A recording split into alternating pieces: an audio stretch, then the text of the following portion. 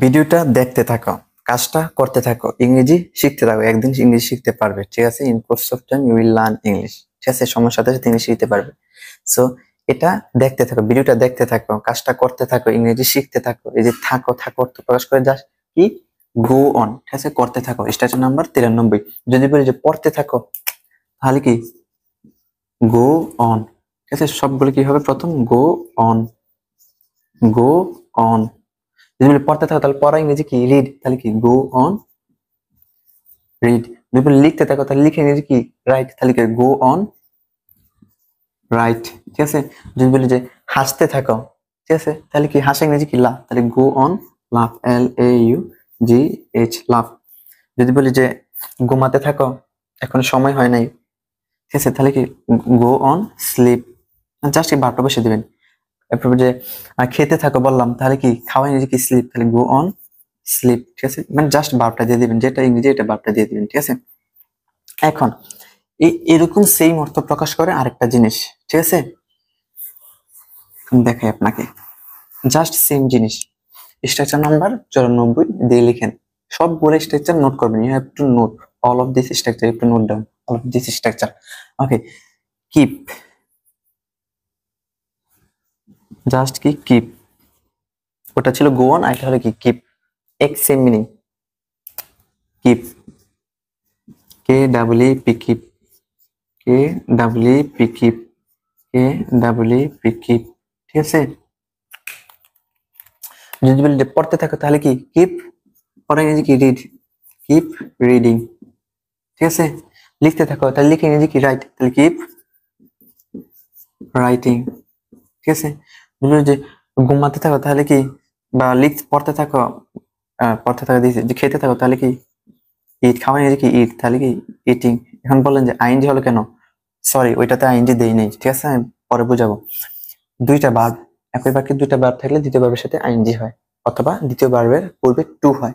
এখানে to read অথবা reading. ঠিক আছে, আর ওই যে আমরা দিলাম ওইটা go on read, READ read, এটা হবে রিডিং। ঠিক আছে, কারণ এটা কি প্রিপোজিশন, প্রিপোজিশনের পর কি ভার্বের সাথে আইএনজি, এটা ভার্ব, তাহলে কি আইএনজি। তাহলে কি গো অন, লিখতে থাকো তাহলে কি গো অন রাইট, লিখতে থাকো, কিন্তু শেষে কি একটা হবে আইএনজি। ঠিক আছে, আর এটা শেষে থাকলে উঠা যাবে, গো অন রাইটিং। আর যদি কোনো সমস্যা থাকে তাহলে কমেন্টে জানাবেন যে এটা এটা বুঝি না, ওইটা বুঝি না, অথবা আমাকে প্রোফাইল থেকে হোয়াটসঅ্যাপ নাম্বার নক করতে পারেন। I am always ready to answer of your question. Okay, so করতে থাকে ইংরেজি কি কিপ, ভার্বের সাথে আইএনজি অথবা গো অন। ঠিক আছে, আপনি কিপ ব্যবহার করতে পারেন, you can use keep or go on as you wish. Okay, so এখন আমরা শিখবো আরেকটি মজার স্ট্রাকচার, সেটা হলো সময়। ঠিক আছে, সময়। তো স্ট্রাকচারটা নাম্বার দিয়ে দেন যে 95। হোয়াইল, WHIL, হোয়াইল প্লাস ভার্বের সাথে আইএনজি, ভার্ব আইএনজি। যেমন হোয়াইল, হোয়াইল, প্রথম ডব্লিউটা একটু বড় হাতের হবে। ঠিক আছে, আমি হয়তো লিখে ফেলছি, এটা হোয়াইল। যদি বলি যে যাওয়ার সময়, হোয়াইল মানে কি সময়, বলি যে যাওয়ার সময়, যাওয়া ইংরেজি নিক, কিন্তু যাওয়ার সময় এটা ইংরেজি কি লিখার সময়, লিখার সময় আমি তোমাকে দেখেছিলাম, কলেজে যাওয়ার সময় আমি তোমাকে দেখেছিলাম, কলেজে যাওয়ার সময়, তাহলে কি কলেজে যাওয়ার সময়, তাহলে কি যাওয়ার ইংরেজি কি গো, তাহলে হোয়াইল গো, সাথে আইএনজি হবে হোয়াইল গোয়িং, যাওয়ার সময়। পড়ার সময় তাহলে কি হোয়াইল, পড়া ইংরেজি কি রিড, তাহলে কি হোয়াইল রিড, আর সাথে একটা আইএনজি হোয়াইল রিডিং। লিখার সময় তাহলে কি রাইট, রাইট ই রাইট, সাথে একটা আইএনজি রাইটিং। এখন আইএনজিটা কেন হলো, হোয়াইলের পর সরাসরি ভার্ব আসলে, যদি ভার্ব আসে তাহলে কি ভার্বের সাথে আইএনজি। ওকে, হোয়াইলের পর ভার্বের সাথে আইএনজি। হোয়াইল গোয়িং যাওয়ার সময়। যদি বলি ঘুমানোর সময় আমি একটা স্বপ্ন দেখেছিলাম, তাহলে কি ঘুমানো, ঘুমানো ইংরেজি কি ভার্ব কি স্লিপ, তাহলে কি হোয়াইল স্লিপ, সাথে একটা আইএনজি হবে হোয়াইল স্লিপিং। এরপর বাকি যা এক্সট্রা দিয়ে দিবেন, হোয়াইল স্লিপিং, যাওয়ার সময়, খাওয়ার সময় হোয়াইল স্লিপিং। ঠিক আছে, ঘুমানোর সময় হোয়াইল রিডিং, পড়ার সময় হোয়াইল রাইটিং, লিখার সময় এটা বাদ যাবে। ঠিক আছে, এখন এই সেম অর্থ প্রকাশ করে আরেকটা স্ট্রাকচার দিয়ে। ঠিক আছে, এটা হলো কি at the time, at the time. Time of.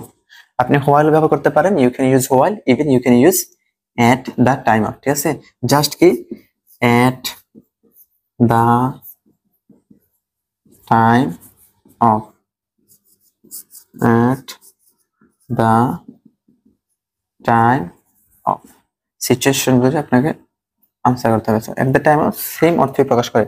যাওয়ার সময় এট দ্য টাইম অফ কি, যাওয়া ইংরেজি কি গো, তাহলে কি at the time of going. লিখার সময় বা পড়ার সময়, পড়া ইংরেজি কি রিড, তাহলে কি at the time of reading, R READING reading. ঠিক আছে, অথবা এই সেন্টেন্সটাই আমি লিখি ওইটা দিয়ে হোয়াইল, ওইটা ছোট কি জাস্ট কি হোয়াইল গোয়িং যাওয়ার সময়, আর at the time of going যাওয়ার সময়, at the time of reading পড়ার সময়, অথবা হোয়াইল রিডিং পড়ার সময়। ঠিক আছে, মনে থাকবে। এটা স্ট্রাকচার 96 দেন। ঠিক আছে, এট দ্য টাইম অফ 96 আর হোয়াইলটা 95। ঠিক আছে, স্ট্রাকচার দিয়ে রাখেন। সো আজকের ক্লাসটা এতটুকুই।